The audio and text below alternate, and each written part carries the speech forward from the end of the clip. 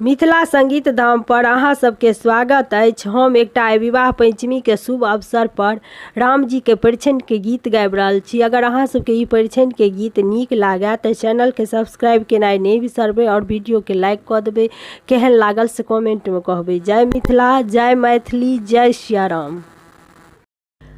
आजू शोभा जनक मंदिर चलहु देखन जाहु हे।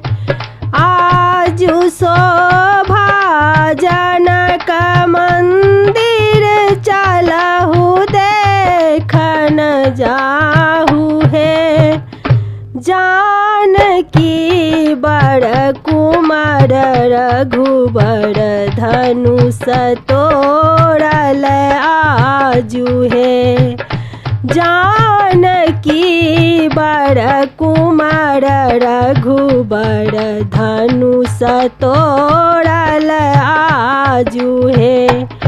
पड़ल नगर हकार घर घर गायनी जत छल नारी। पड़ल नगर हकार घर घर गायनी जत छल नारी है। साजी डाला पान चानन लेसी चौमुख दीप है।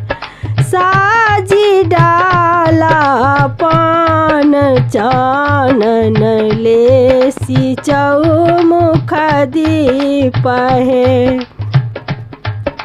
आनी ठकबक पान भालरी गारा जाए माल है।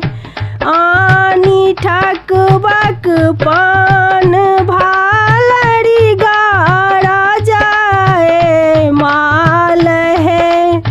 चाट मारी उठाए विध करी धराए शुभ घड़ी ना कहे।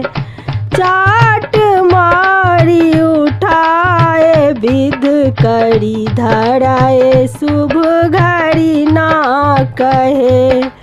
चेरिया के सिर कलश मंगल चलल जहाँ रघुनाथ है।